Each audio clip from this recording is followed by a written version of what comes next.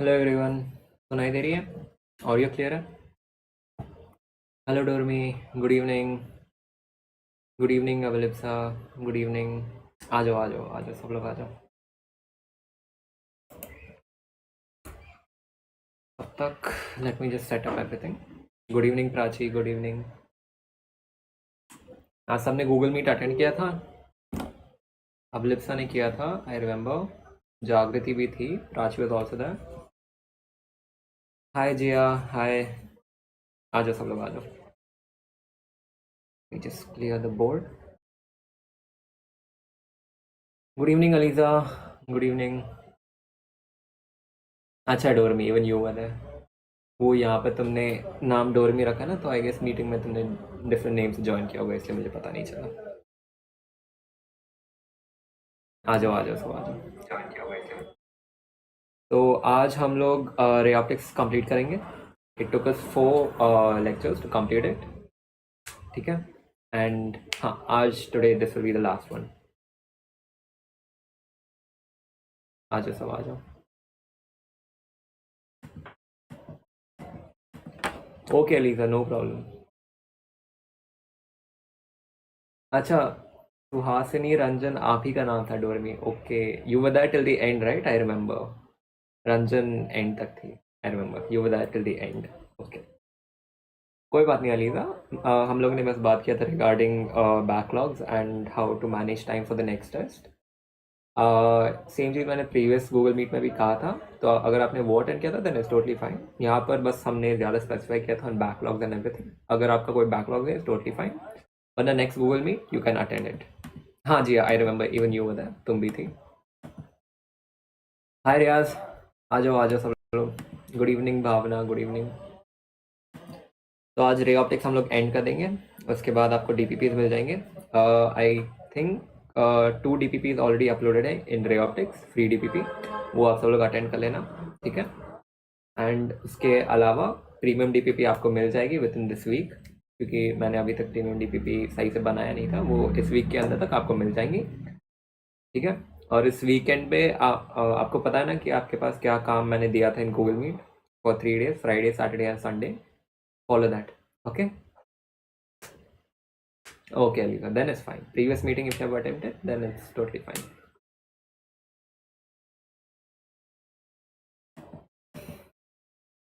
Okay. ठीक है, तो I guess we'll begin with the class.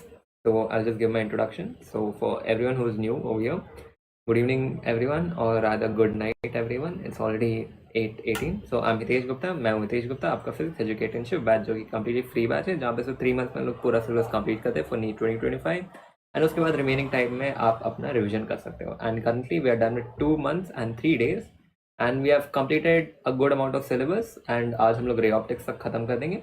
And इसके बाद जो मेजर चैप्टर हमारे पास बचेगा that will be optics. And उसके बाद तो छोटे छोटे चैप्टर्स है which is dual matter, and then we have atoms, and then we have nuclei. So with that will be done with physics का सिलेबस। एंड उसके बाद हम लोग सही से रिविजन भी करेंगे, and then will solve lot of questions and will strengthen weak points and everything, okay. ठीक है, so everyone's day I guess. Okay, then let's begin with today's class. तो आज हम लोग देखेंगे लेंस मेकर्स फॉर्मूला, ठीक है। तो देखो, अब लेंस मेकर्स फॉर्मूला कहाँ यूज़ किया जाता है? लेंस मेकर्स फॉर्मूला हम लोग तब यूज़ करते हैं जब हमें एक लेंस की फोकल लेंथ कैलकुलेट करना पड़ता है, ठीक है। जैसे कि प्रीवियसली हमने पढ़ा था mirrors equation which was 1/f is equal to 1/v plus 1/u। ये हम तब यूज़ करते थे जब हमें फोकल लेंथ कैलकुलेट करना था फॉर अ मिरर। लेकिन लेंस मेकर्स फॉर्मूला हम तब यूज़ करते हैं जब हमें कैलकुलेट करना है focal length for a lens, ठीक है। ये याद रखना। हेलो लिप्ति, EM वेव्स भी बाकी है, आई नो। हाँ जी, EM वेव्स भी बाकी है। वो छोटा सा चैप्टर है, ज़्यादा से ज़्यादा आधा घंटा लगेगा उस चैप्टर के लिए। वो भी हम लोग कंप्लीट करेंगे, ठीक है। हाय लिप्ति, आ जाओ, we just started now, okay okay. तो लेंस मेकर्स फॉर्मूला को अप्लाई कैसे करना है, उसके लिए तो एक बहुत बड़ा डेरिवेशन है, और वो डेरिवेशन हमारे कोई काम का नहीं है, क्योंकि उस डेरिवेशन से मेजरली क्वेश्चन आते हैं in your board exams. And board exams के पहले आप उस पूरे डेरिवेशन को रट सकते हो, ठीक है। हम लोग मेन यहाँ पे नीट पर फोकस करेंगे। हमेशा नीट के लिए प्रिपेयर करना, बोर्ड्स आपके साथ साथ में हो जाएगा, ठीक है। That is something that work for me, that's why I tell this to you, क्योंकि मैं नहीं चाहता हूँ कि मैं आप सबको ऐसा एडवाइस दूँ जो मैंने खुद किया ना हो, जो मैंने एक्सपीरियंस किया है, जो मैंने किया है, वही चीज़ मैं आप सबको बताता हूँ, ताकि it's not something which can not be done, because I have done it and I know that it works, so that's why I recommend it to you guys. Okay, तो सबसे पहले इस डायग्राम को समझते हैं। तो डायग्राम में यहाँ पे हमारे पास हमारा लेंस है, ठीक है, जैसे मैंने ब्लू में यहाँ पे बनाया है। This is our lens and this is the optical centre of the lens, जहाँ पे P मैंने लिखा है। Okay, and let's assume that this is our object O at a distance of U1, ठीक है, ये U1 है। All distances are measured from the optical center. Okay, and here is my image formed, which is I1, which is I. Okay, ये मेरा I है, which is my image form, ठीक है, which is at distance of V. Okay, ठीक है। तो अब हम लोग किस लिए यूज करते हैं लेंस मेकर्स फॉर्मूला? हम लोग लेंस मेकर्स फॉर्मूला उस चीज के लिए यूज करते हैं when we need to calculate the focal length of the lens, ठीक है। लेकिन इस पर्टिकुलर डायग्राम में मुझे एक चीज आप सबसे पूछना था। एक सेकंड यार, मार्कर कहाँ गया? ये हो गया the diagram of the rays. इस डायग्राम से मुझे ये बताओ कि क्या इमेज डिस्टेंस पॉजिटिव है या नेगेटिव है, एंड क्या ऑब्जेक्ट डिस्टेंस पॉजिटिव है या फिर नेगेटिव है? बताओ, सिंपल क्वेश्चन पूछा है, image distance and object distance यहाँ पर पॉजिटिव है या फिर नेगेटिव है? बताओ, इजी क्वेश्चन है, कंफ्यूज मत होना। ओके, सिंपल क्वेश्चन मैंने पूछा है, image distance and object distance यहाँ पर पॉजिटिव होगा या फिर नेगेटिव होगा? आपको बस बेसिक कॉन्सेप्ट अप्लाई करना है ऑफ साइन कन्वेंशन। ओके, अब लिप्स are saying image is positive, ठीक है।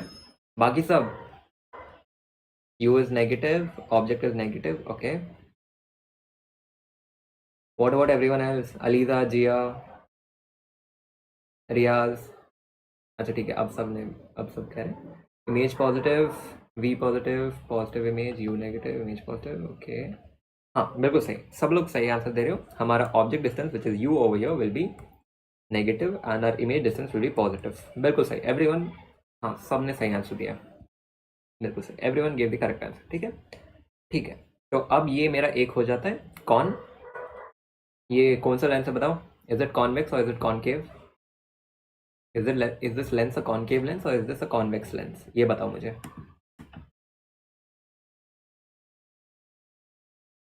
बताओ बताओ बताओ, is this lens a concave और कॉन्वेक्स? और इसका फोकल लेंथ भी बताना, विल इट बी पॉजिटिव और नेगेटिव? ये सब हमने डिस्कस किया in the last class with diagram and actual ray diagram. मैंने आप सबको बताया था कि क्यों इस लेंस का फोकल लेंथ पॉजिटिव होता है या फिर नेगेटिव होता है, बताओ। हाँ बिल्कुल सही, it is a convex lens and convex lens का फोकल लेंथ पॉजिटिव होता है नेगेटिव, बताओ। बिल्कुल सही, ओके वेरी वेल, पॉजिटिव रहता है, बिल्कुल सही। The focal length for a convex lens is positive and a convex lens is known as a converging lens, whereas a concave lens उसका focal length is negative and it is known as a diverging lens, ठीक है, ये हमेशा याद रखना। सही answer दिया सभी ने, जागृति, प्राची, भावना, डोरमी, लिप्ति, अबलिप्सा, जिया, सब सही थे, हाँ। ओके, तो अब फॉर्मूला क्या है लेंस मेकर्स फॉर्मूला का? इसका बहुत बड़ा डेरिवेशन है जो कि हमारे कुछ काम का है नहीं, क्योंकि नीट में कोई नहीं पूछेगा आपसे डेरिवेशन। हाँ लेकिन बोर्ड में आ सकता है, पता नहीं 4 या 5 मार्क्स का आएगा, तो बोर्ड के पहले आप डेरिवेशन को रट लेना, ठीक है, वो आपके एनसीईआरटी में भी है, वो रट लेना पूरा, ठीक है। हम लोग मेजरली फोकस करेंगे फॉर्मूला पर, और फॉर्मूला को कैसे अप्लाई करना है, और वो कौन सा पॉइंट है जहाँ पर ज़्यादातर स्टूडेंट्स मिस्टेक करते हैं, वो भी मैं बताऊंगा। तो formula is 1/f is equal to mu L by mu M minus 1 into 1/r1 minus 1/r2। ये आपका फॉर्मूला है, इसे वापस मैं लिख देता हूँ, 1/f is equal to mu L by mu M minus 1 into 1/r1 minus 1/r2। So this is your lens maker formula. अब टर्म्स एक्सप्लेन कर देता हूँ। ये f क्या है? This is the focal length of the lens, focal length of the lens, okay, ठीक है। Mu L क्या है? This is the refractive index of the lens.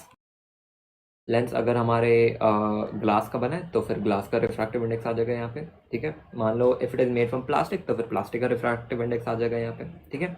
Mu M is the, एक सेकेंड इसको कहाँ पे लिखूँ, mu M is the refractive index of the surrounding,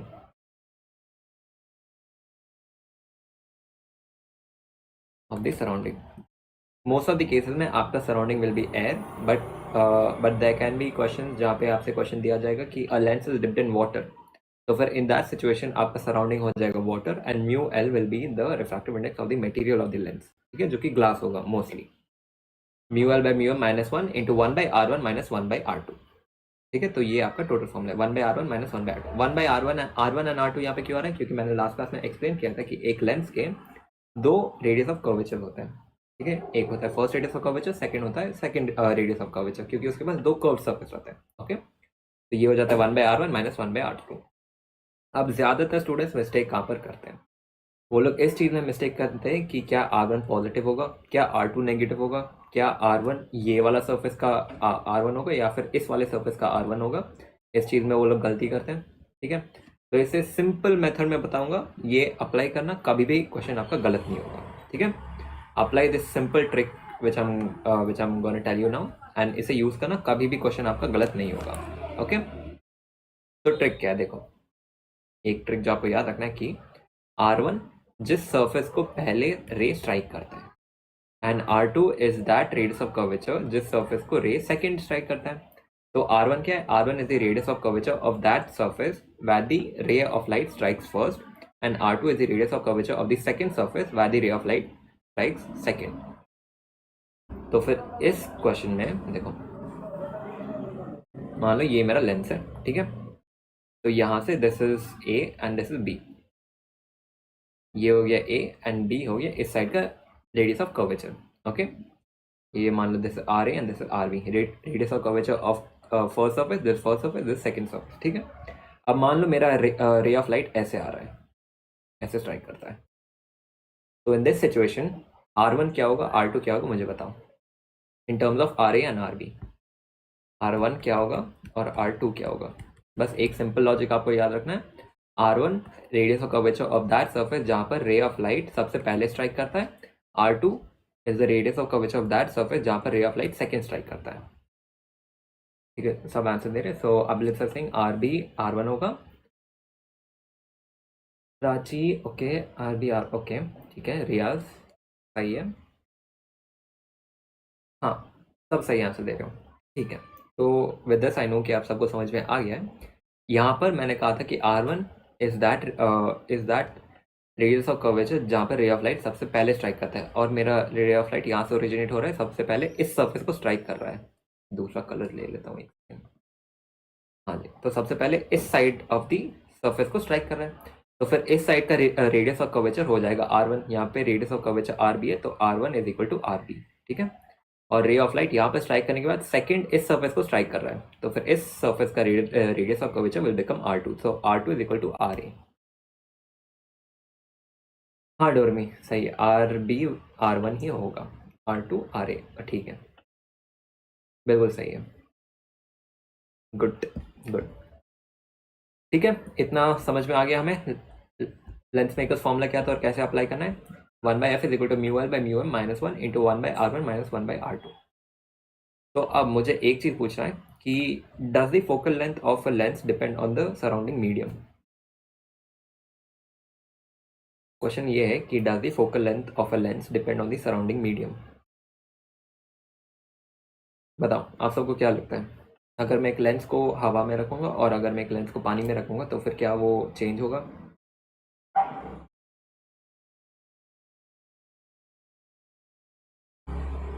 ठीक है, तो आप सब कह रहे हैं कि the focal length of a lens does not depend on the surrounding medium ना, correct.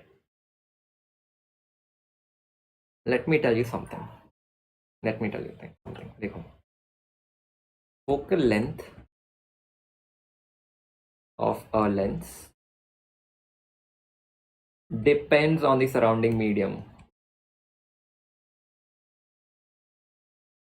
whereas the focal length of a mirror does not depend on the surrounding medium। इसको मैं अच्छे से एक्सप्लेन करता हूँ, देखो let me explain it again, मैं explain करता हूँ, जिन लोगों को समझ में नहीं आया मैं वापस एक्सप्लेन करता हूँ। देखो यहाँ पर मेरा लेंस है जो कि हवा में मैंने रखा है, ठीक है, तो फिर यहाँ पर जब मैं फॉर्मूला अप्लाई करूंगा फॉर फोकल लेंथ, वो क्या होगा, 1/f is equal to mu L which is focal length of the lens divide by mu one यहाँ पे मेरा एयर है, तो इसका रिफ्रैक्टिव इंडेक्स इज 1, तो 1/1 माइनस 1/r1 माइनस 1/r2। ठीक है, तो ये हो जाएगा मेरा formula for Lenz makers formula. ठीक है, अब मैं इसी लेंस को, ठीक है, अब अगर मैं इसी लेंस को पानी में रख दूंगा, ठीक है, let's assume this is water. ठीक है, तो यहाँ पे फोकल लेंथ क्या होगा, 1/f is equal to mu L by mu M. Mu M क्या है, रिफ्रैक्टिव इंडेक्स ऑफ वाटर, यहाँ पे मान लो it is equal to mu W, तो ये हो जाएगा mu W -1 into 1/r1 -1/r2। तो अब बताओ क्या ये सराउंडिंग पर डिपेंड करता है या नहीं? डिपेंड करता है ना। यही एक चीज़ आप सबको रियलाइज करवाना था।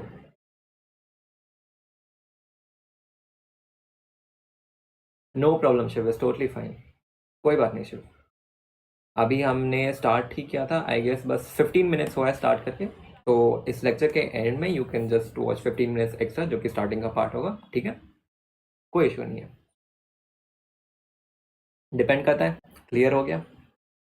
लेकिन जब मिरर की बात होती है ना, मान लो मैंने अपने मिरर को हवा में रखा है, ठीक है, यहाँ पे इसका फोकल लेंथ इज एफ, और इसी मिरर को अगर मैं पानी में रख दूंगा, ठीक है, अगर इसे मैं पानी में रख दूंगा, क्या इसका फोकल लेंथ चेंज होगा? बताओ। बिल्कुल सही, इसका चेंज नहीं होगा। Focal length of a mirror is constant, whereas focal length of a lens depends on the surrounding. ठीक है, इसे हमेशा याद रखना। ओके, बिल्कुल सही। ठीक है, तो इसका एक फॉर्मूला भी होता है, आप चाहे तो लेंस मेकर्स फॉर्मूला यूज़ करके सॉल्व कर सकते हो। अगर आपको लेंस मेकर्स फॉर्मूला के थ्रू सॉल्व नहीं करना है तो फिर आगे मैंने एक और फॉर्मूला लिखा है, आप वो भी यूज़ करके सॉल्व कर सकते हो डायरेक्टली। ठीक है, हाँ प्राची बिल्कुल सही, डोरमी करेक्ट, जागृति, अबलिप्सा, जिया, रियाज, हाँ सही है। ठीक, तो आगे बढ़ते हैं। तो अब हम लोग अप्लाई करेंगे lens makers formula two different cases. ठीक है, पहला case let's assume are convex lens. ठीक है, तो यहाँ पे आ जाएगा हमारा कॉन्वेक्स लेंस। ठीक है, this is my lens. Okay, and let's assume that this is my lens, this is the optical centre. ठीक है, and this distance is r2। ठीक है, and this distance is r1। Okay, तो ये वाला हो गया मेरा r2, ये मेरा r2 है, and this is my r1। Okay, इतना क्लियर है? ठीक है, आगे बढ़े।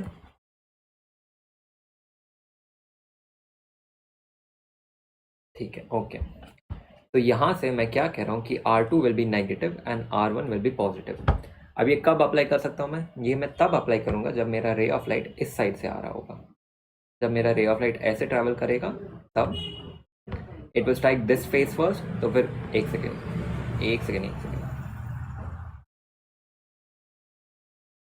Wait second, just give me 1 second. मैंने यहाँ पे गलत लिखा है क्या? एक सेकेंड देना गाइस। हाँ जी, ओके ओके ओके, ठीक है, समझ में आया। एक सेकेंड, देखो देखो, यहाँ पे ये वाला जो सरफेस है ना, इसका रेडियस ऑफ कर्वेचर इतना है, दिस इज R1। ठीक है, R1 इज इस सरफेस का रेडियस ऑफ कर्वेचर। ठीक है, और यहाँ पे जो मैं ब्लू में लिख रहा हूँ, दिस इज R2, यहाँ पे दिस इज R2। मैं जूम इन कर देता हूँ, क्लियरली दिखेगा। क्लियर है अभी? R1 क्या है, R2 क्या है? This is R2। क्लियर है? तो थम्स अप दो। मैं वापस बता देता हूँ, देखो यहाँ पे ये वाला जो ब्लू में सरफेस है ना, ये ब्लू में जो सरफेस है, दिस इज R1, जो कि यहाँ से यहाँ तक है। ओके, एंड जो ग्रीन में मैं ड्रॉ कर रहा हूँ, दिस इज R2। R2 मेरा ये हो जाएगा। ठीक है, this is R2, this is R1। R1 R2 ऐसे क्यों है? क्योंकि मेरा जो फर्स्ट सरफेस है which is R1, it is a part of this sphere which I draw over here, और R2 इस स्फीयर का हिस्सा है जो मैं यहाँ पे ऐसे ड्रॉ कर रहा हूँ। ठीक है, क्लियर है? ठीक है जी, ओके। तो अब मैं बाकी का ड्रॉ कर रहा हूँ। ठीक है, अब मान लो मेरा रे ऑफ लाइट ऐसे आता है और यहाँ से ऐसे स्ट्राइक करता है और वो निकल जाता है ऐसे। Okay, this is the direction of my रे ऑफ लाइट। तो सबसे पहले वो इस सर्फेस को स्ट्राइक करेगा, ब्लू वाले सर्फेस को सबसे पहले स्ट्राइक करेगा। तो फिर मैं कंसिडर करूँगा R1। ठीक है, तो यहाँ पे R1 हो जाएगा मेरा R1 itself, R1 is equal to R1, and मेरा second surface is green colour वाला साइड। ठीक है, तो my R2 will be equal to R2। अब यहाँ पर मेरा R1 will be positive and R2 will be negative. R1 positive क्यों होगा? क्योंकि R1 है यहाँ से लेके यहाँ तक इस डायरेक्शन में, this is the direction of incident light ray, तो फिर both are in the same direction, तो वो पॉजिटिव हो जाएगा। एंड मेरा R2 है ऑप्टिकल सेंटर से लेफ्ट साइड में, लेकिन मेरा इंसिडेंट रे है टुवर्ड्स द राइट, तो फिर वो नेगेटिव हो जाएगा। क्लियर है? तो फिर मेरा R1 is positive and R2 is negative. Okay, तो यहाँ से जब मैं अप्लाई करूंगा फॉर्मूला तो 1/f is equal to mu L by mu M, लेकिन यहाँ पे म्यू एम मैंने एयर लिया तो फिर उसका रिफ्रैक्टिव इंडेक्स 1 हो जाता है, तो फिर मैं नीचे 1 नहीं लिखा था, ठीक है। तो 1/f is equal to mu L minus 1 into 1/r1 plus 1/r2। यहाँ पर प्लस क्यों आया, फॉर्मूला में तो माइनस था, लेकिन फॉर्मूला में था 1/r1 माइनस 1/r2, लेकिन मेरा r2 तो नेगेटिव है, यानी कि r2 भी नेगेटिव है, यानी कि ये पूरा इंटू नेगेटिव हो जाएगा माइनस 1/r2। तो minus into minus will give me plus, तो मैंने डायरेक्टली यहाँ पे प्लस लिख दिया था। ओके, क्लियर है? क्लियर है? थम्स अप दो अगर क्लियर है। क्लियर है? ओके, ठीक है। ओके, अब हम लोग सॉल्व करेंगे for an equiconvex lens क्या होगा जब मेरा लेंस कुछ ऐसा होगा। This will be R1, this will be R2, यहाँ पे R1 will be equal to R and R2 will also be equal to R। Okay okay Prachi, मैं रिपीट करता हूँ, रुको रुको, I will repeat it for you, wait, I repeat it again. ठीक है प्राची, अब देखो मैं क्या कह रहा हूँ, ये मेरा लेंस है, ठीक है, जैसे मैंने वाइट में ड्रॉ किया है। Okay, this is my lens और ये उसका ऑप्टिकल सेंटर हो जाता है, ठीक है। एंड मैं ये कह रहा हूँ कि ये जो मेरा सर्फेस है ना, दिस साइड का सर्फेस जिसे मैं ग्रीन में ड्रॉ कर रहा हूँ, इसका radius of curvature is R2। R2 कहाँ से हम लोग मेजर करते हैं, we measure it from the optical centre, ठीक है। यानी कि मैं यहाँ से लेफ्ट साइड जाऊंगा तो दिस इज R2, और R2 मैंने लेफ्ट साइड क्यों लिया, क्योंकि मेरा जो कर्व सर्फेस है it is a part of this sphere over here, ठीक है। तो ये R2 हो गया, ठीक है। जब मैं R1 कंसिडर करूंगा तो this will become my R1, and ये this is a part of this particular sphere over here, जिसका रिफ्रैक्टिव इंडेक्स जिसका रेडियस कर्वेचर इज R1। तो यहाँ से लेके यहाँ तक हो जाएगा R1 और यहाँ से लेके यहाँ तक हो जाएगा R2। इतना क्लियर है प्राची? इतना क्लियर है तो थम्स अप दे दो, फिर आगे बढ़ेंगे। R1 R2 क्या क्लियर है? ठीक है, ओके।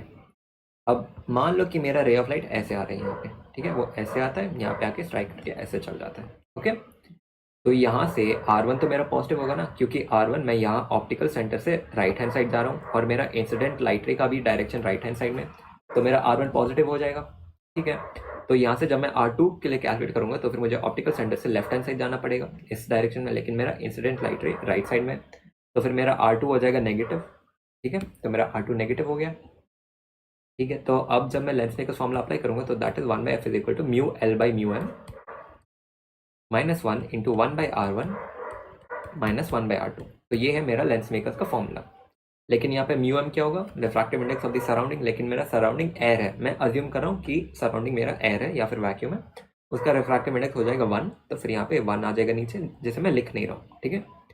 और यहाँ पे it is 1/r1 minus 1/r2, लेकिन R2 मेरा ऑलरेडी नेगेटिव है, तो फिर मैं यहाँ पे डायरेक्ट सब्स्टिट्यूट कर सकता हूँ कि 1/r1 minus of minus 1/r2, तो यहाँ से माइनस माइनस हो जाएगा प्लस, एंड हमें अल्टीमेटली मिलेगा ये वाला फॉर्मूला यहाँ पे जो है, ठीक है। भैया अगर R1 के साइड से लाइट रे आई तो कैसे होगा एक बार, ओके ओके भावना मैं बता देता हूँ। क्या सेइंग कि अगर मेरा इंसिडेंट लाइट रे ऑपोजिट डायरेक्शन से आएगा तो क्या होगा फॉर्मूला ना, आई एक्सप्लेन, देखो एक सेकेंड।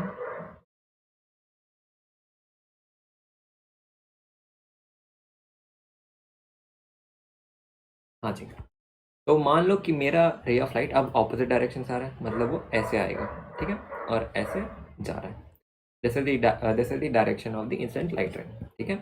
तो यहाँ से सबसे पहले वो इस सर्फेस को स्ट्राइक कर रहा है which is the green colour surface, यानी कि R2 को स्ट्राइक कर रहा है पहले, तो फिर यहाँ पे R2 is equal to R1, ठीक है। या फिर एक काम करते रुको, यहाँ पे वो ऐसे आके सबसे पहले ग्रीन सर्फेस को स्ट्राइक कर रहा है, ठीक है, first it is striking the green side, okay, and फिर उसके बाद वो स्ट्राइक कर रहा है ब्लू साइड को, ठीक है। तो यहाँ से मेरा R1 क्या होगा, यहाँ पे मेरा ऑप्टिकल सेंटर है, ठीक है, तो फिर R1 मुझे राइट साइड में जाना पड़ रहा है, तो फिर मेरा R1 हो जाएगा नेगेटिव, ठीक है। और यहाँ से R2 I am calculating along the direction of the incident light रे, यानी कि ऑप्टिकल सेंटर से लेफ्ट हैंड साइड में, और मेरा इंसिडेंट लाइट रे भी लेफ्ट हैंड साइड में, तो फिर यहाँ से हो जाएगा R2 विल बी पॉजिटिव, ठीक है। तो यहाँ से जब मैं अप्लाई करूंगा formula which is 1/f is equal to mu L divided by 1 minus 1, क्योंकि मेरा सराउंडिंग एयर है तो ये हो जाएगा mu L minus 1 into 1/r1। R1 क्या था, इट वॉज दैट साइड का रिफ्रैक्टिव इंडेक्स जहाँ पर रे ऑफ लाइट सबसे पहले स्ट्राइक करता है, सबसे पहले मेरा रे ऑफ लाइट स्ट्राइक कर रहा है ग्रीन वाले साइड को, तो फिर ग्रीन वाले साइड का रिफ्रैक्टिव इंडेक्स इज R2, तो फिर यहाँ पे आ जाएगा R2 माइनस, यहाँ पे R1 इज नेगेटिव, तो ये हो जाएगा माइनस ऑफ माइनस 1/R1, तो ये हो जाएगा 1/R2 प्लस 1/R1। क्लियर है? क्लियर है? तो यहाँ से आपको क्या पता चल रहा है कि अगर मेरा रे of light left hand side से है या फिर राइट हैंड साइड से है, फॉर्मूला मेरा सेम ही है, which is 1/f is equal to mu L minus 1 into 1/R1 plus R2 या फिर R1 प्लस या फिर R2 प्लस R1। क्लियर है? Is that clear? Thumbs up चाहिए मुझे सभी का अगर समझ में आया। अगर कहीं पर भी कुछ भी समझ में नहीं आ रहा है तो फिर पूछो, ठीक है? डरो मत, पूछो। Okay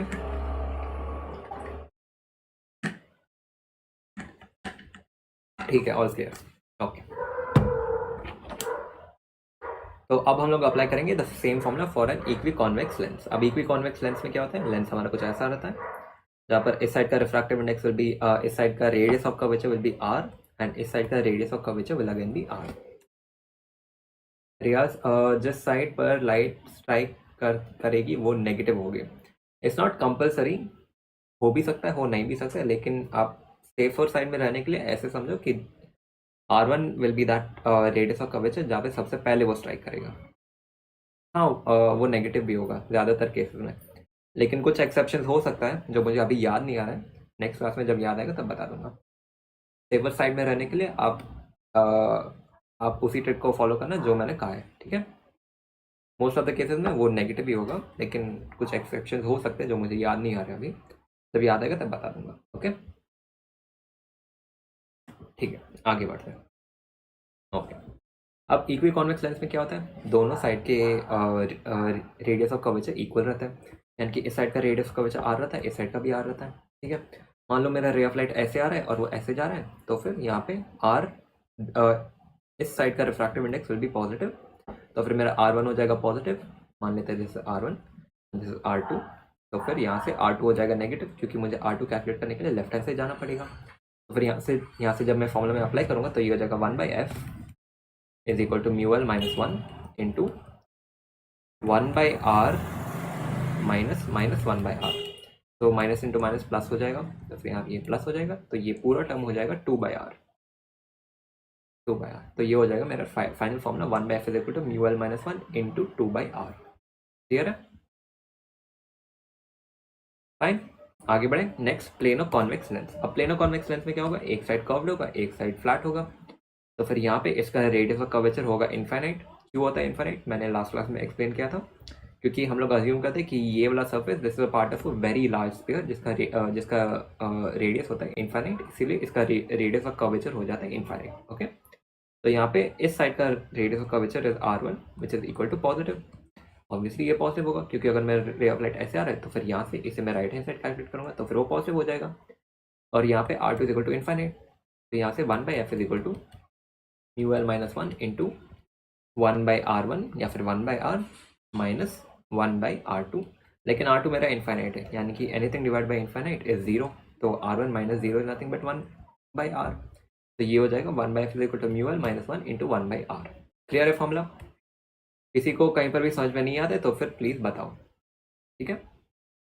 for a concave lens, अब कॉनकेव लेंस के लिए क्या होता है, मान लो this is my concave lens, ठीक है? मेरा रे ऑफ लाइट ऐसे आ रहा है और वो ऐसे आके स्ट्राइक करता है, and this is the first sphere and this is my second sphere. इसका रेडियस ऑफ कर्वेचर यहाँ से ऐसे होगा, इसका यहाँ से ऐसे होगा, this is my optical centre यहाँ पे, this is my direction of incident light रे, दिस विल बी R1, इस साइड हो जाएगा R1, इस साइड हो जाएगा R2, इस साइड यहाँ से मुझे लेफ्ट हैंड साइड जाना पड़ेगा, तो फिर ये हो जाएगा R1 विच इज नेगेटिव, लेकिन R2 कैलकुलेट करने के लिए मुझे ऑप्टिकल सेंटर से राइट हैंड साइड जाना पड़ेगा, तो फिर मेरा R2 हो जाएगा पॉजिटिव। ओके, तो फिर यहाँ से 1/f is equal to mu L minus 1 into negative of 1/r1 minus 1/r2। ये कैसा है negative of R1 minus 1/r2, देखो ये हो जाएगा 1/r1 माइनस 1/r2, ठीक है? लेकिन मुझे पता है कि R1 मेरा नेगेटिव है, तो ये हो जाएगा माइनस 1/r1, और मेरा R2 पॉजिटिव है, माइनस 1/r2। तो ये अगर मैं ब्रैकेट हटा दूंगा तो फिर it will all come down to this particular formula जो यहाँ पे minus 1/r1 minus 1/r2। Clear है? तो फिर इसीलिए हम लोग कहते हैं कि focal length of a concave lens is negative, whereas that of a convex lens is positive। समझ में आ गया? ठीक है, next, focal length of a concave lens is negative, focal length of a convex lens is positive. ठीक है, ये याद रखना। अब if we immerse a lens in a liquid, अब इसे सॉल्व करने के लिए आप लेंस मेकर्स फॉर्मूला भी यूज़ कर सकते हो। लेंस मेकर्स फॉर्मूला आप यूज़ करोगे, उसके थ्रू भी आप सॉल्व कर सकते हो, लेकिन आपको अगर दो दो कैलकुलेशन नहीं करना है सेपरेटली, आप एक ही फॉर्मूला याद रखो कि F L is equal to F A into mu L minus one into mu of the medium divided by mu L which is refractive index of the lens minus mu M या फिर refractive index of the medium. बस यही है formula. वापस लिख दो clearly, एक second वापस लिख देता हूँ। F L is equal to F A into mu L minus one mu L minus one into mu M divided by mu L minus mu M. Clear है? म्यू एल क्या है? Mu L is the refractive index of the lens. Mu M क्या है? Mu M is the refractive index of the surrounding medium. And F A क्या है? F A is the focal length in air. Focal length in air, and FL is the focal length in particular medium. Clear है? Everything clear?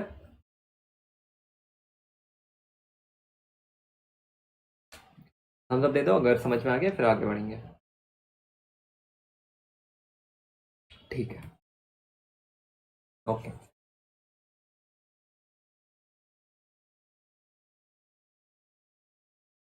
Okay, when a mirror is immersed in any other medium, वहां पर focal length is unchanged, ये याद रखना।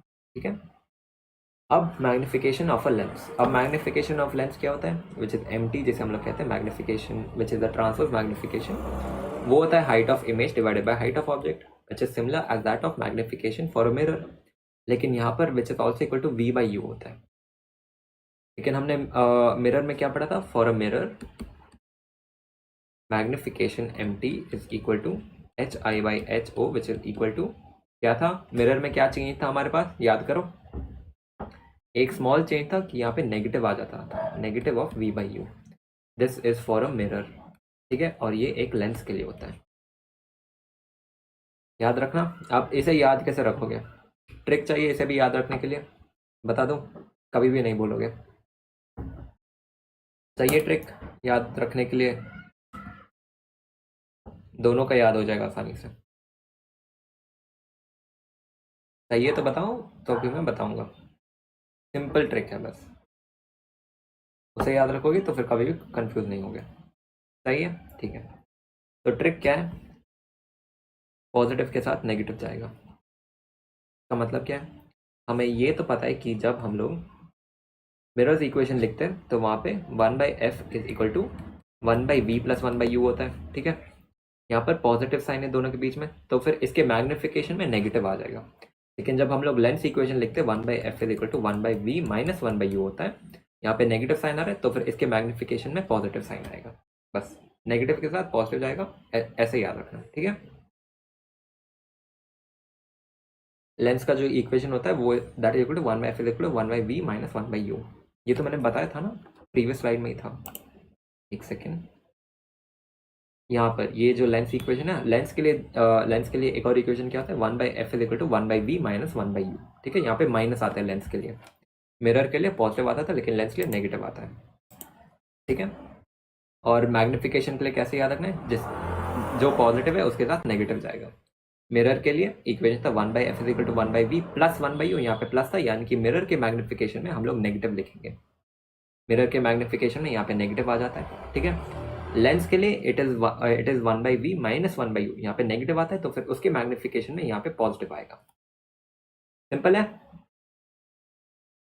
कभी भी confuse नहीं होगे, इस ट्रिक को याद रखना। बस पॉजिटिव के साथ नेगेटिव जाएगा, ऑपोजिट अट्रैक्ट या फिर जैसे भी याद करना है याद रखूंगा। ठीक है, आगे बढ़े। ठीक है, तो लेंस इक्वेशन हो जाता है one by V minus one by U equal to one by F. ठीक है, अब when u is equal to negative and v is equal to positive, तो ये हो जाता है 1/f is equal to 1/v plus 1/u, ठीक है। अब इसी इक्वेशन को अगर मैं मॉडिफाई कर दूंगा तो फिर मुझे मिलेगा कि v/u, जैसे हम लोग कहते हैं मैग्निफिकेशन ऑफ अ लेंस या फिर mt, it is equal to f divide by u minus f, ठीक है। और वैसे जब हम लोग v से मल्टीप्लाई करेंगे, if we multiply both the sides with v, then we get an equation v/u is equal to v minus f divided by f. v/u क्या है? It is nothing but transverse magnification of a lens. Clear? Fine. Thumbs up दो, फिर आगे बढ़ेंगे। आज रे optics खत्म होने वाला है, थोड़ा तो जोश रखो, ठीक है। आज ये महा चैप्टर खत्म होने वाला है फाइनली। तो with that we are done with magnification of lens, ठीक है। अब आगे क्या टॉपिक बचा है? हाँ, power of a lens. Power of a lens, तो पावर ऑफ लेंस क्या होता है हम लोग पढ़े, ठीक है। तो सबसे पहले मैं समझा देता हूँ कि पावर क्या होता है। आपने अक्सर देखा हुआ होगा कि अगर आप एक सेकेंड, लेंस में भी लॉन्गिट्यूडनल मैग्निफिकेशन के क्वेश्चन आते हैं, नहीं अवेलेबल लेंस में नहीं आते, वो ज़्यादातर मिरर्स में होते हैं। और अगर लॉन्गिट्यूडनल मैग्निफिकेशन के क्वेश्चन भी आएंगे तो इट विल बी इनडायरेक्ट, जैसे हमने पढ़ा था इन आवर फर्स्ट क्लास, ठीक है। लेंस के अंदर लॉन्गिट्यूडनल मैग्निफिकेशन के क्वेश्चन नहीं आते हैं, ठीक है। लेकिन अगर आ भी गए बाय चांस तो it will be indirect question, you जिसको अगर आपको सॉल्व करना है तो you will have to use 1/f is equal to 1/v minus 1/u, okay, ठीक है। तो अब आपने अक्सर देखा होगा कि अगर आप ग्लासेस पहनते हो या फिर अगर आपका दोस्त ग्लासेस पहनता है या फिर आपके टीचर ग्लासेस पहनते हैं, तो फिर वो लोग ज़्यादातर कहते हैं कि मेरे ग्लासेस में पावर है। लेकिन जो ऐसे लोग पहनते हैं शो ऑफ के लिए, उन लोगों के ग्लासेस में पावर नहीं रहता है। तो फिर क्या फ़र्क है कि जब हम लोग कहते हैं कि ग्लासेस में पावर है और ग्लासेस में पावर नहीं है। तो देखो यहाँ पे मैं दो कॉन्वेक्स लेंस बना रहा हूँ, ठीक है। ये मेरा पहला लेंस है जो ऐसे ऐसे जाने दे रहा है लाइट को, और ये मेरा सेकंड लेंस है जो ऐसे जा रहा है और ऐसे जा रहा है, ठीक है। अब यहाँ पर आप देख सकते हो कि ये जो कॉन्वेक्स लेंस है ना, ये इस रे को कम बेंड करता है, ठीक है। मान लो this is the deviation produced, ठीक है। और जो मेरा सेकंड कॉन्वेक्स लेंस है वो लाइट रे को ज़्यादा बेंड कर रहा है। फर्स्ट वाला कॉन्वेक्स लेंस लाइट रे को कम बेंड कर रहा है, सेकेंड वाला कॉन्वेक्स लेंस लाइट रे को ज़्यादा बेंड कर रहा है, ठीक है। तो पावर का मतलब यही होता है, पावर का मतलब is the it is the ability to bend the light ray. In terms of convex lens, it is the ability of the lens to converge the light rays, whereas in terms of concave lens, it is the ability of the light ray to diverge the light rays, ठीक है। तो फिर यहाँ पर अगर मैं पूछूंगा कि किस लेंस का पावर ज़्यादा है बताओ, which lens has a greater power among lens 1 and lens 2? Using the definition बस बता दो, जो मैंने डेफिनेशन बताया अभी उसी लॉजिक के बेसिस पे बता दो। डेफिनेशन वापस रिपीट कर देता हूँ। Power of a lens is the ability of a lens to converge a particular light ray or diverge a particular light ray. Yeah, but in short, it is the ability of a lens to deviate the light ray, or you can say to bend the light ray. बिल्कुल सही, अबलिप्सा, भावना, प्राची, शिव, जागृति, correct answer. It is the second lens. क्यों? क्योंकि हम लोग देख सकते हैं कि हमारा सेकेंड लेंस जो है वो लाइट रे को ज़्यादा बेंड कर रहा है। फर्स्ट वाला जो लेंस है इसे कम बेंड करता है, लेकिन हमारा सेकेंड वाला लेंस इसे ज़्यादा बेंड कर रहा है, तो फिर इसका पावर ज़्यादा होगा, ठीक है। लॉजिकली बोलूँ तो this is what is called by power of a lens. तो फिर इसलिए कुछ लोग बोलते हैं कि मेरा पावर ज़्यादा है, मेरा पावर कम है। और जब वो लोग कहते हैं कि मेरा पावर पॉजिटिव है, मेरा पावर नेगेटिव है, इसका मतलब एक ही चीज़ है। जहाँ पर भी पॉजिटिव पावर आएगा तो फिर वहाँ पर फोकल लेंथ के साथ हमें रिलेट करना है। Focal length of convex lens is positive and focal length of concave lens is negative. तो फिर जब लोग कहते हैं कि मेरे चश्मे का पावर पॉजिटिव है, दे मीन कि उनके चश्मे में एक कॉन्वेक्स लेंस है। और जब लोग कहते हैं कि मेरा चश्मा नेगेटिव पावर है, तो फिर उनका चश्मा एक कॉन्केव लेंस से बना हुआ है, ठीक है। यही होता है मतलब। तो फिर अब फॉर्मूलाज देख लेते क्या है। Power of lens is the reciprocal of focal length is known as power of the lens. Power is equal to 1/f, ये formula. P is equal to 1/f। लेकिन इंपॉर्टेंट पॉइंट कहाँ पे, यहाँ पे focal length has to be in metres, ठीक है। यहाँ पर focal length you can not substitute in centimetre, focal length has to be in metres, ये याद रखना, ओके। अगर आपको सेंटीमीटर में सब्सटीट्यूट करना है तो वो हो जाएगा 100 divided by f in centimetre, okay. And what is the SI unit, उसे हम लोग कहते हैं डायोप्टर, जहाँ पे 1 dioptre is equal to 1 metre inverse. ये याद रखना, 1d is equal to 1 metre inverse. समझ में आ गया इतना?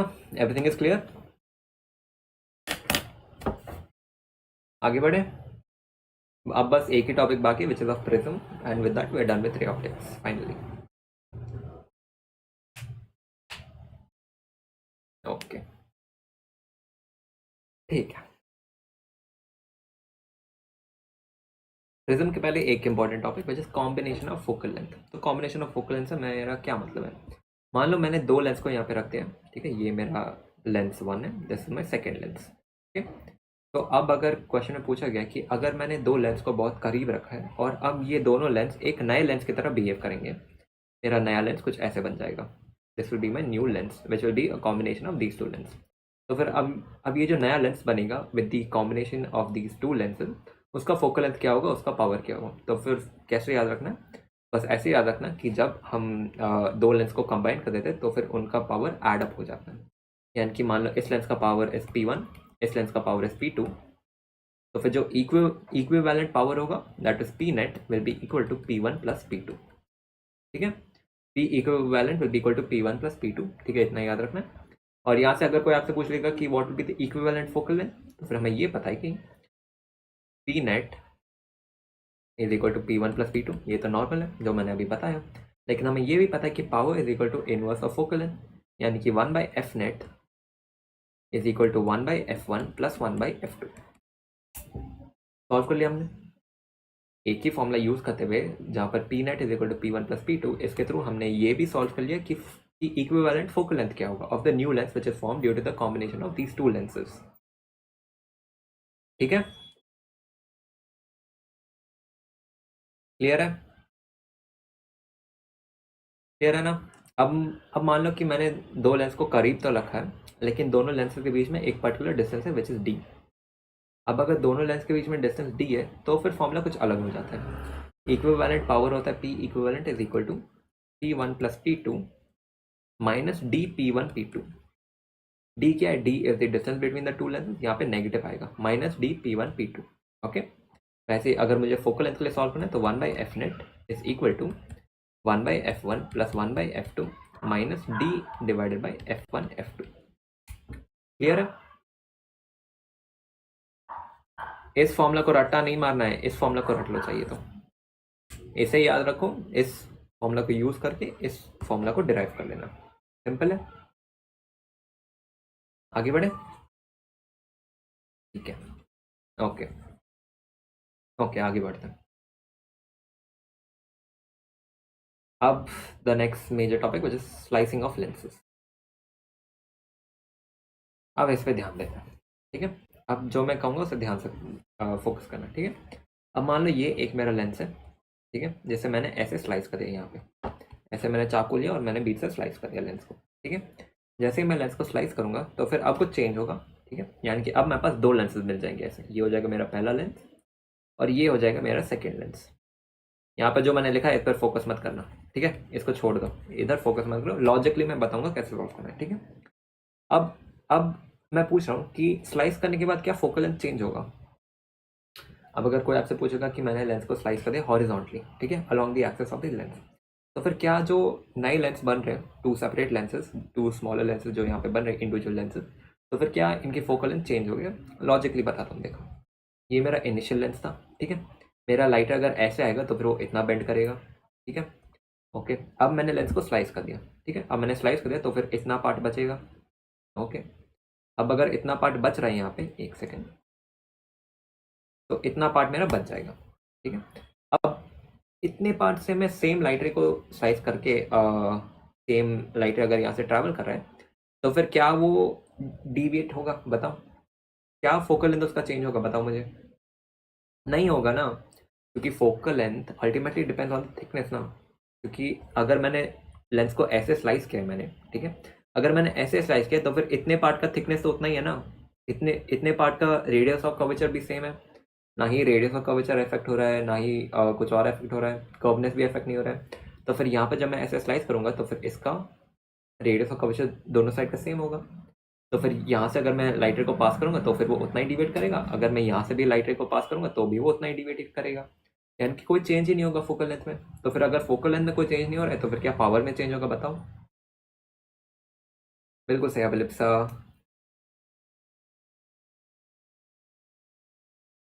बिल्कुल सही प्राची, अगर डिस्टेंस चेंज नहीं हुआ है तो फिर फोकल लेंथ भी चेंज नहीं होगा। करेक्ट जिया, जागृति, डोरमी, भावना, बिल्कुल सही। फोकल लेंथ चेंज नहीं हो रहा है तो फिर इसकी वजह से पावर भी चेंज नहीं होगा। तो फिर अल्टीमेटली हमें ये पता चलता है कि अगर मैं एक लेंस को हॉरिजॉन्टली स्लाइस करूंगा अलॉन्ग द एक्सिस तो फिर उसका new focal length will be the same as the previous one, यानी कि there is no change in focal length. या फिर you can say if I slice the lens along the parallel axis. अब मान लो मैंने उसे ऐसे स्लाइस कर दिया अलॉन्ग द वर्टिकल एक्सिस, तो अब क्या चेंज होगा बताओ? बिल्कुल चेंज होगा। क्यों? क्योंकि अब स्लाइस करने के बाद मुझे एक लेंस ऐसे मिल रहा है और एक लेंस ऐसे मिल रहा है। यहाँ पर इसका रेडियस ऑफ कर्वेचर R1 है, मान लो इसका R2 है, तो फिर क्या यहाँ पे चेंज हो रहा है? बिल्कुल चेंज हो रहा है। यहाँ का रेडियस ऑफ कर्वेचर R1 है जो कि अनचेंज है, लेकिन यहाँ पर तो रेडियस ऑफ कर्वेचर इनफाइनाइट हो गया ना, रेडियस ऑफ कर्वेचर चेंज हो रहा है, यानी कि कर्वनेस चेंज हो रहा है, तो फिर इसकी वजह से चेंज होगा। और क्या होगा? The new focal length F dash is equal to 2 times of F, यानी कि ये जो सिंगल पार्ट यहाँ पे बन रहा है इसका जो फोकल लेंथ होगा it will be twice of the initial focal length. अब इसे मैं लॉजिकली भी एक्सप्लेन कर देता हूँ। यहाँ पर हमारे पास दो लेंसेज आएंगे ऐसे, ठीक है, एक लेंस ऐसे, एक और लेंस ऐसे, इसका फोकल लेंथ इज 2f, इसका इज 2f, और कंबाइंड इसका फोकल लेंथ इज f। अब मैं प्रूव कर देता हूँ, फॉर्मूला अप्लाई करूँ, हमें ये पता है कि 1/f net is equal to 1/f1 plus 1/f2। अब अगर मैं ये यहाँ पे पुट करूँगा तो मुझे क्या मिलेगा बताओ? 1/f net is equal to 1/2f plus 1/2f, which is nothing but 1/f net is equal to 1/f। यानी कि अगर मैं इन दोनों पीसेस को वापस कंबाइन कर दूंगा तो फिर मुझे यही मिलेगा। तो फिर फॉर्मूला के बेसिस पर भी मैंने प्रूफ कर दिया और लॉजिकली भी मैंने प्रूफ कर दिया। हाँ जी, it will form a plano convex lens. Correct Jagriti, change होगा, बिल्कुल सही, सभी ने करेक्ट बोला है। तो बस यही था स्लाइसिंग ऑफ लेंस, ठीक है, क्लियर है इतना? कोई दिक्कत कहीं पर भी? अभी तक चैप्टर स्मूथ चल रहा है, कुछ ज़्यादा कॉम्प्लेक्स नहीं है, कुछ भी नहीं है कॉम्प्लेक्स। आई अग्री कि वास्ट चैप्टर लेकिन सिंपल चैप्टर है, मानते हो? डर तो नहीं लग रहा ना रे ऑप्टिक्स से, बिसाइड्स इट बीइंग वास्ट, उसके अलावा तो कुछ डर नहीं है रे ऑप्टिक्स से।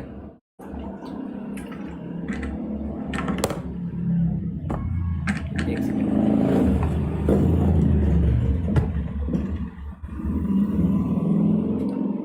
ठीक है, फालतू में लोग बस बदनाम करके रखे इस चैप्टर को, इतना अच्छा तो चैप्टर है, क्वेश्चन भी क्या अच्छे अच्छे आते हैं इसमें।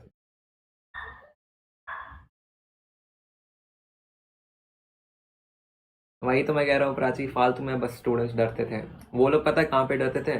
वो जो फॉर्मूलाज अप्लाई करने में 1/f is equal to mu L by mu M था ना, 1/r1 minus 1/r2, r1 minus r2, तो फिर वो इस चीज़ में कन्फ्यूज हो जाते कि r1 मेरा पॉजिटिव होगा, r2 मेरा नेगेटिव होगा, क्या r1 will B first surface या फिर सेकंड सरफेस, इन सब चीज़ों में वो लोग कन्फ्यूज होते थे। और मैंने तो सिंपल ट्रिक बता दिया कैसे याद रखना है, अभी भी कन्फ्यूज नहीं होंगे, ठीक है। और वो एक और पॉइंट है जहाँ पर स्टूडेंट्स कंफ्यूज होते थे कि अपेरेंट डेप्थ और एक्चुअल डेप्थ में डिस्टेंस कहाँ से मेजर करना है, वो भी मैंने कहा था कि डिस्टेंस जहाँ से भी मेजर करोगे it is always measure from the interface. ये छोटे छोटे पॉइंट्स हैं जहाँ पर स्टूडेंट्स ध्यान नहीं देते, जो कि एनसीईआरटी में नहीं लिखा है, यानी कि ये डायरेक्ट पॉइंट्स तो नहीं लिखा है लेकिन वहाँ पे डायग्राम के बेसिस में उन्होंने एक्सप्लेन किया। तो फिर वो छोटे छोटे पॉइंट स्टूडेंट्स मिस करते थे, उसके बाद वो लोग कहते कि रे ऑप्टिक्स टफ है, क्वेश्चन नहीं बनते।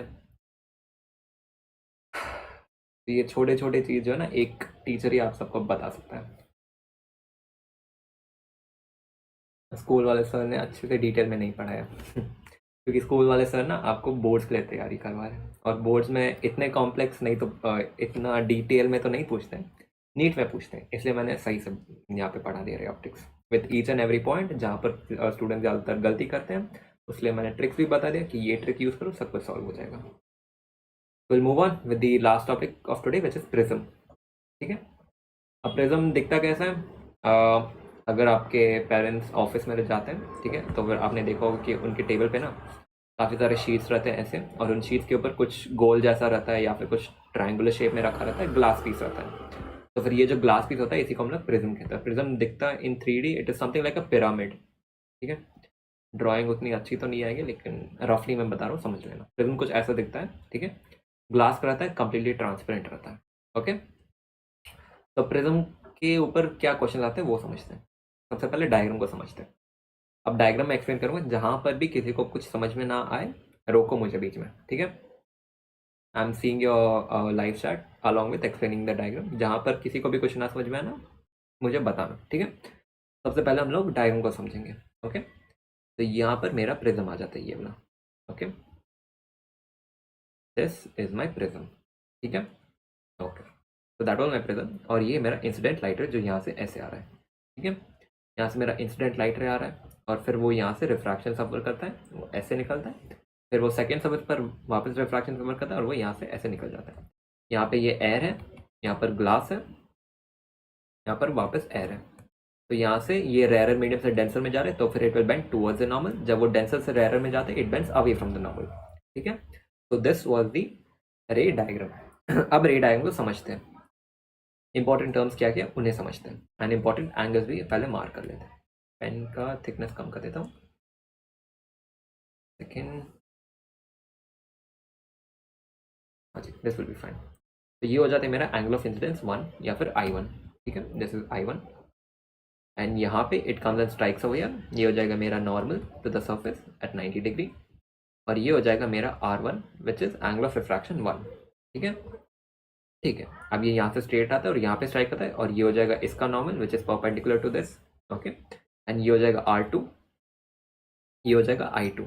I2 क्या है? I2 is angle of emergence, या फिर E मैंने लिखा है, ठीक है। इतना क्लियर है? हम लोग तो फिर आगे बढ़ेंगे। क्लियर है ना इतना?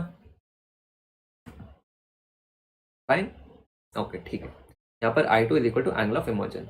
ओके, ठीक है। तो अब देखो, अब यहाँ से अगर मुझे एंगल ऑफ डिविएशन निकालना है तो फिर वो क्या होगा? It will be the angle between the incident light रे and the emergent light ray. तो मेरा इंसिडेंट लाइट रे का डायरेक्शन ये हो जाता है। अगर वो डिविएट ना होता तो वो ऐसे निकलता, लेकिन डिविएट होने के बाद दिस इज माई इमर्जेंट रे जो कि इस डायरेक्शन में आ रहा है, तो ये हो जाता है मेरा इमर्जेंट रे। तो फिर यहाँ पर this is my angle of deviation delta, ठीक है। तो ये मेरा डेल्टा हो जाता है। ओके, ठीक है। तो अब इधर ध्यान देना जो मैं बताऊंगा। ओके, ठीक है। तो ये था R1 and this was R2, ठीक है। तो ये एंगल क्या होगा? अगर मैं ये कह रहा हूँ कि this whole angle is I1, तो this whole angle is also I1, ठीक है। ये I1 हो जाता है। तो यहाँ से ये जो एंगल बचेगा ना, एक सेकंड यहाँ पे क्लियरली दिखा देता हूँ। ये जो एंगल यहाँ पे बच रहा है, ये जो एंगल बन रहा है, this angle is I1 minus R1, ठीक है। और वैसे ही सेकेंड साइड में जो ये एंगल बच रहा है, this angle is equal to I2 minus R2। Clear? R2 क्या? It is this angle down हो गया। Fine, everything clear?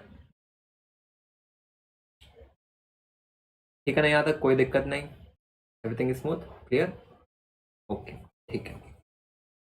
तो इसके बाद और कहीं पर कोई भी एंगल बचता है क्या? लेट मी सी। सारे एंगल्स तो कवर कर लिया हमने। हाँ जी, इतने ही एंगल्स हैं। हाँ, एक इंपॉर्टेंट एंगल यहाँ पे, ये जो एंगल ए है इसे याद रखना। This is called angle of prism. इसे हम लोग कहते हैं angle of prism. Different different prism होते हैं ना, कोई प्रिज्म ऐसा हो सकता है, कोई प्रिज्म ऐसा हो सकता है। यहाँ पर एंगल ऑफ प्रिज्म ज्यादा है, यहाँ पर एंगल ऑफ प्रिज्म कम होता है। ओके, तो ये इसे हम लोग एक ए से डिनोट करते हैं, ठीक है। तो इतना ही था रिगार्डिंग टर्म्स ऑफ एंगल्स। तो अब हम लोग फॉर्मूला की ओर बढ़ते हैं। ओके, ठीक है। अब यहाँ पे देखो, कहाँ से स्टार्ट किया था मैंने? हाँ जी, यहाँ पे। तो यहाँ से देखना, यहाँ पर आपको एक ट्राइंगल दिख रहा है, एक ट्राइंगल बनता हुआ दिख रहा है। ये ट्राइंगल दिख रहा है ना आपको? दिख रहा है, ठीक है। अब ध्यान से देखो, इस ट्राइंगल में मैं ये कह रहा हूँ कि ये जो ट्राइंगल यहाँ पे बन रहा है, this angle is R1, this angle here is R2, and this angle here is theta, ठीक है। तो हमें ये पता है कि अगर मैं ट्राइंगल के सारे एंगल्स को ऐड कर दूंगा तो फिर उनका सम इज 180 डिग्री, यानी कि R1 plus R2 plus theta is equal to 180 degree, ठीक है। ये मेरा इक्वेशन 1 हो गया, आई मीन इक्वेशन 2 है ये, ठीक है। क्लियर है इतना? This is equation 2 from triangle MNR, this is M, this is N and this is R। From triangle MNR we know that R1 plus R2 plus theta is equal to 180 degree.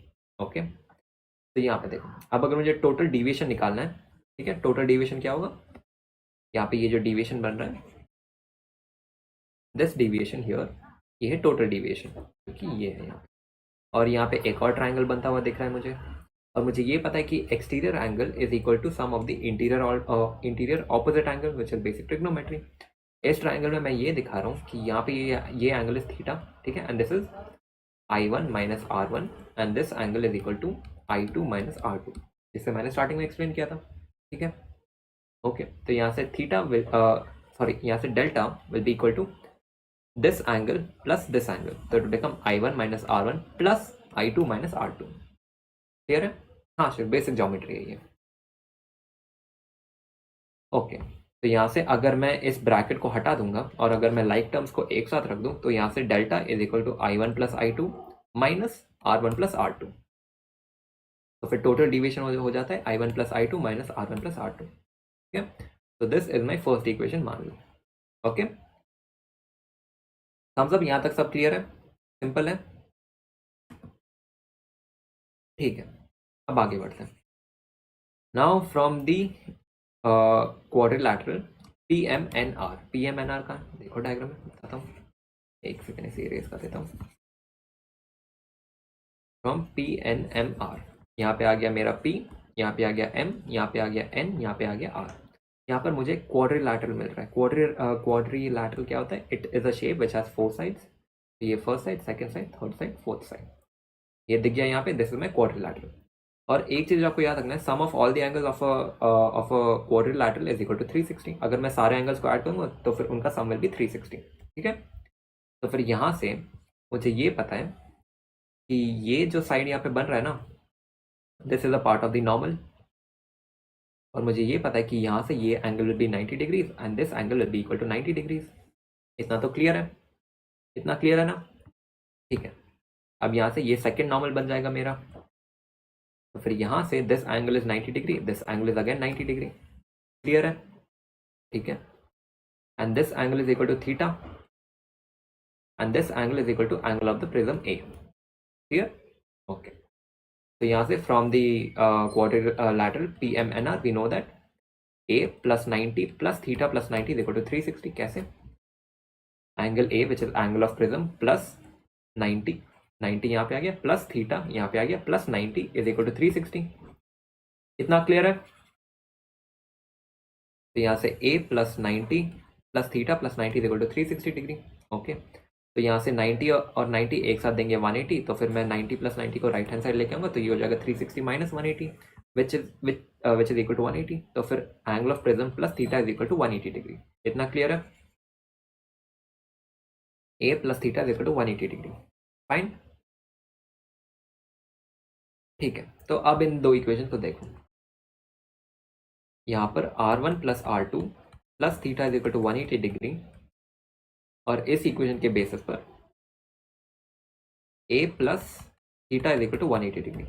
दोनों equation को compare करो, देखो यहाँ से क्या मैं बोल सकता हूँ कि A is equal to R1 plus R2, बोल सकता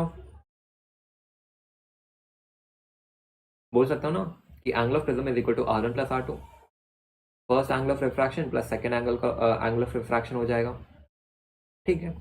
तो A is equal to R1 plus R2, okay. तो यहाँ से जो मेरा डेल्टा बनेगा which is total deviation, that will be equal to I1 plus I2 minus A। क्यों होगा ये? इधर देखो बताता हूँ। Angle of prism is equal to A is equal to R1 plus R2 and total deviation is equal to I1 plus I2 minus of sir, लेकिन opposite angles of quadrilateral add to 180 degrees directly भी बोल सकते हैं ना? तुम बोल सकते हो कि opposite angles also add up to 180 degree, लेकिन उसका फिर कोई एक्सेप्शन होता था, मुझे याद तो नहीं है, क्योंकि वो मैथ के अंदर आता था, और मैंने मैथ में बताया था फर्स्ट मीटिंग में कि मैं कैसे पढ़ा था मैथ के लिए। मैं बस बेसिक मैथ पढ़ा था, ठीक है, और मैं फिजिक्स साइड से पढ़ा था Riyaz, so that can be said, ठीक है। लेकिन सबसे पहले यहाँ पर फोकस करो, ठीक है। तो फिर यहाँ से मुझे ये कंक्लूजन मिला है कि angle of prism is equal to R1 plus R2, okay. तो जब angle of deviation is I1 plus I2, minus R one plus R two, लेकिन R one plus R two is equal to angle of prism, यहाँ पे देखो।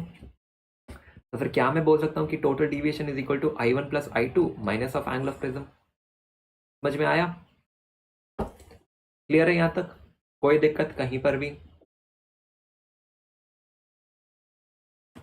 Clear है यहाँ तक?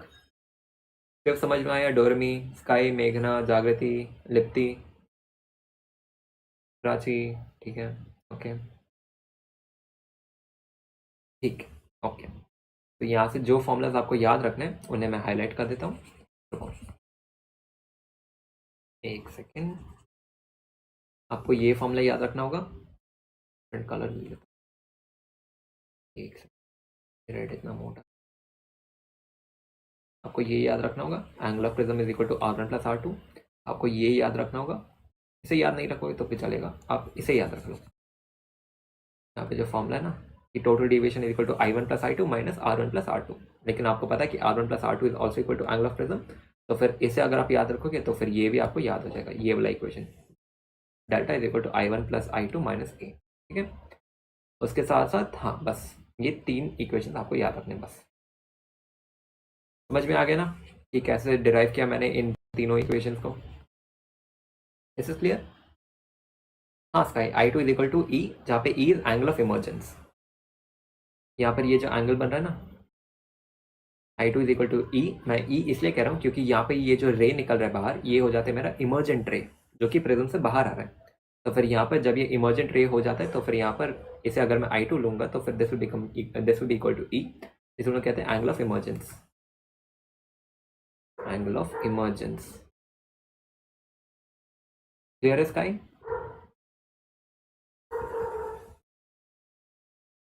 Clear?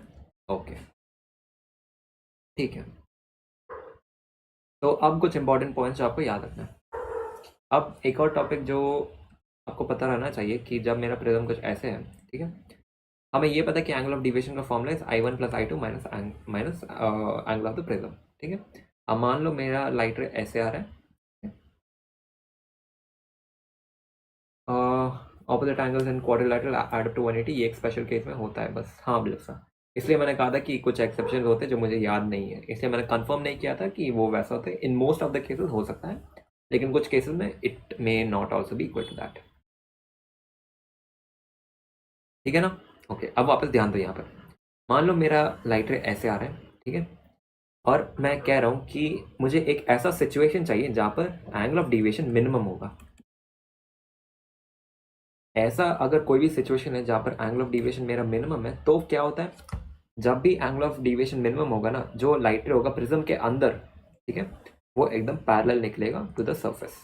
एक सेकेंड, मेरा सरफेस ऐसे है और मेरा लाइट रे जो अंदर है it is exactly parallel to it, is parallel. ठीक है, और वो यहाँ से बाहर निकल जाएगा ऐसे, और यहाँ से जब मैं एंगल लिखूंगा, this will be angle I one, this will be angle I two. जब जब भी मिनिमम डिविएशन होगा तब I one is equal to I two and R one is equal to R two. This angle is R one, this angle is R two, and this is the light ray which is inside the prism, and I1 will be equal to I2, R1 will be equal to R2 कब? Only in the case of minimum deviation, ये याद रखना। तो minimum deviation में क्या क्या होता है, जो लाइट रे प्रिज्म के अंदर है it will be exactly parallel to the base of the prism. ठीक है, उसके बाद I1 will be equal to I2, यानी कि यहाँ पे जो एंगल है, यहाँ पे जो एंगल है, इट विल बी इक्वल, या फिर angle of incidence will be equal to the angle of emergence, and R1 will be equal to R2। Okay, clear है? क्लियर है ना? तो यहाँ से अगर मैं ये फॉर्मूला यूज करूंगा तो फिर यहाँ से deviation minimum will be equal to I one plus I two minus A. ठीक है, लेकिन I one is equal to I two in the case of minimum deviation, this will be equal to I one plus I one, या फिर मैं कह सकता हूँ two times of I one. तो फॉर्मूला हो जाएगा minimum deviation is equal to two I minus A. Okay, या फिर मैं कह सकता हूँ कि two I is equal to A plus minimum deviation, या फिर angle of incidence is equal to A plus minimum deviation divided by two. Clear है? This is fine? किसी को कोई भी दिक्कत कहीं पर भी नहीं है ना? इट्स फाइन ना? थम्स अप दे दो अगर समझ में आ गया है। अगर समझ में आ गया यहाँ तक सब कुछ, थम्स अप दे दो। Everything is clear? सिंपल लग रहा है चैप्टर, कुछ कॉम्प्लेक्स नहीं है चैप्टर में। आई अग्री कि ज़्यादा टाइम लगेगा, दैट इज फाइन, लेकिन चैप्टर सिंपल है। ओके ठीक है, सभी का थम्स अप मिल गया। Okay, now moving on to the next one which is refractive index of a prism. अब रिफ्रैक्टिव इंडेक्स ऑफ प्रिज्म क्या होता है? It is mu is equal to sine A divide by sine R. ये तो normal formula है refractive index का, sine of the angle of incidence divide by sine of the angle of refraction. लेकिन हमने पढ़ा था कि जो एंगल ऑफ इंसिडेंस है at the time of minimum deviation is equal to A plus delta minimum divided by 2। तो फिर इसी चीज़ को मैं नेक्स्ट पेज पे लिख दूंगा। तो यहाँ पर angle of incidence will be equal to A plus minimum deviation divided by 2। और यहाँ पे एंगल ऑफ रिफ्रैक्शन क्या होगा? मैंने ये कहा था कि when there is minimum deviation r1 is equal to r2, तो फिर a is equal to r1 plus r2, यानी कि a is equal to 2 times of r, यानी कि r is equal to a by 2। तो फिर यहाँ से एंगल ऑफ रिफ्रैक्शन हो जाएगा angle of prism divided by 2। तो फिर ये फॉर्मूला भी याद रखना, इस फॉर्मूला के ऊपर भी क्वेश्चन आते हैं। ठीक है, या तो आप डायरेक्ट इस फॉर्मूला को याद रखो या फिर आप केसेस याद रख लो कि मिनिमम डिविएशन में क्या क्या होता है। Light ray will move parallel to the base of the prism, I1 will be equal to I2, या फिर angle of incidence will be equal to the angle of emergence, and उसके साथ साथ R1 will be equal to R2। ठीक है, अब अगर हमारा प्रिज्म बहुत थिन है, यानी कि अगर मेरा प्रिज्म ऐसे ना है और कुछ ऐसे है मेरा प्रिज्म, तो in that situation deviation will be equal to mu minus 1 into A. इस फॉर्मूला को भी याद रखना, इधर से भी क्वेश्चन आते हैं। Angle of deviation is equal to mu minus 1 into A. Mu क्या है? Refractive index of the prism 1, and A is the angle of prism. Clear है? ओके, अब फाइनल टॉपिक आज का which is dispersion produce by prism. अब इसके ऊपर question आते तो नहीं है, लेकिन मैं बस कह देता हूँ आपको, एक ही फॉर्मूला आपको याद रखना, तो उसे याद रखना। ओके, अब डिस्पर्शन का मतलब क्या है? स्प्लिटिंग ऑफ लाइट रे इनटू स्पेक्ट्रम। जब आप एक वाइट लाइट को प्रिज्म के थ्रू पास करते हो ना, तो फिर आपका वाइट लाइट स्प्लिट हो जाता है इनटू इट्स कॉन्स्टिट्यूएंट कलर्स। अब white light is made up of colours, वो तो हमें पता ही है, which is VIBGYOR, which is violet, indigo, blue, G से ग्रीन आता है, Y is for yellow, O is for orange, R is for red. तो फिर जब मैं यहाँ से वाइट लाइट पास करूँगा प्रिज्म के, तो वो स्प्लिट हो जाएगा उसके कॉन्स्टिट्यूएंट कलर्स में। तो फिर यहाँ से मुझे 7 कलर्स मिलेंगे। एक होगा वायलेट, एक होगा इंडिगो, एक होगा ऑरेंज, एक होगा ग्रीन, एक होगा येलो, एक होगा रेड, एंड एक और एक होगा ब्लू। ब्लू मैंने मिस कर दिया, इट इज विबग्योर। ठीक है ना? तो this splitting of light when we pass white light through a prism is known as dispersion of light. ठीक है, या फिर scattering of light. When white light is passed through a prism, it splits into its 7 constituent different colors. This phenomena is known as dispersion of light. अब formula क्या है? जो formula में याद करना है, देखो, डिविएशन जो होगा it will be maximum for violet light and it will be minimum for red light. ठीक है, क्यों ऐसा होता है? मैंने प्रीवियसली क्या कहा था कि in the case of thin prism deviation is equal to mu minus 1 into A. अब deviation depends on refractive index, और रेड का रिफ्रैक्टिव इंडेक्स सबसे कम रहता है और वायलेट का रिफ्रैक्टिव इंडेक्स सबसे ज़्यादा रहता है। फर्स्ट क्लास में मैंने ये बताया था।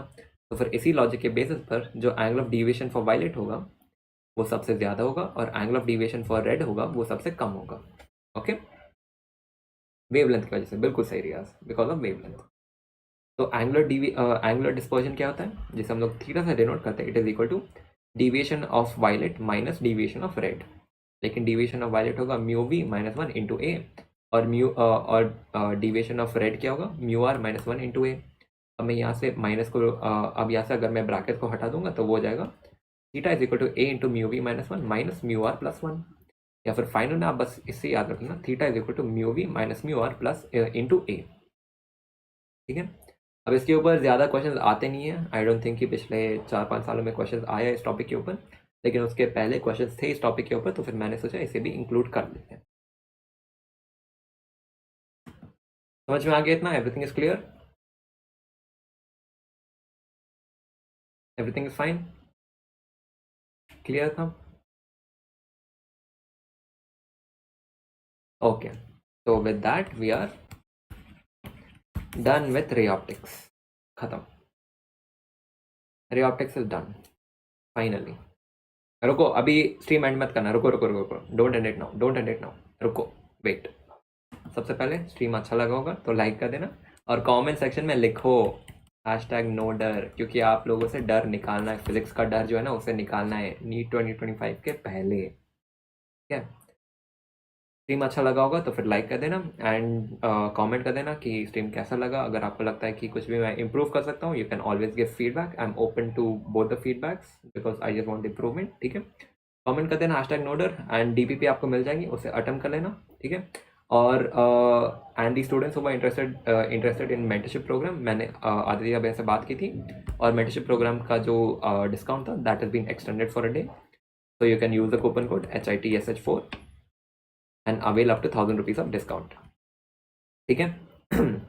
तो जिन स्टूडेंट्स को नहीं पता था मेंटरशिप के बारे में, तो it is something which is exclusive on a platform. अब वो ऐसा चीज़ है जो सिर्फ आपको हमारे प्लेटफॉर्म पर मिलेगा, क्यों? क्योंकि उधर आपको मिलेंगे 1-on-1 पर्सन मेंटर्स, यानी कि वो आपके साथ हमेशा रहेंगे। ऐसा नहीं होगा कि बाकी प्लेटफॉर्म की तरह जहाँ पर एक गूगल मीट होगा, आपको सेव दिया जाएगा गूगल मीट में, ऐसा नहीं होगा।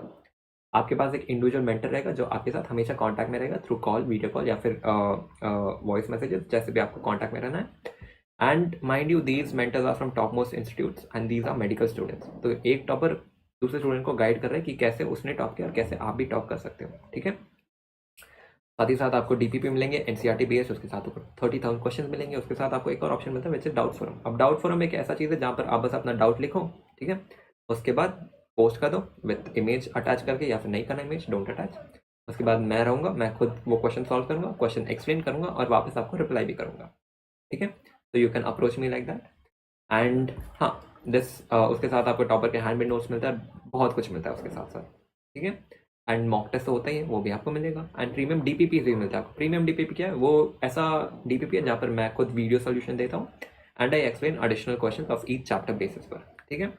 तो the solve was available at a certain price, लेकिन अगर आप कूपन कोड यूज करोगे which is HITSH4, you will avail up to 1000 rupees off discount, ठीक है।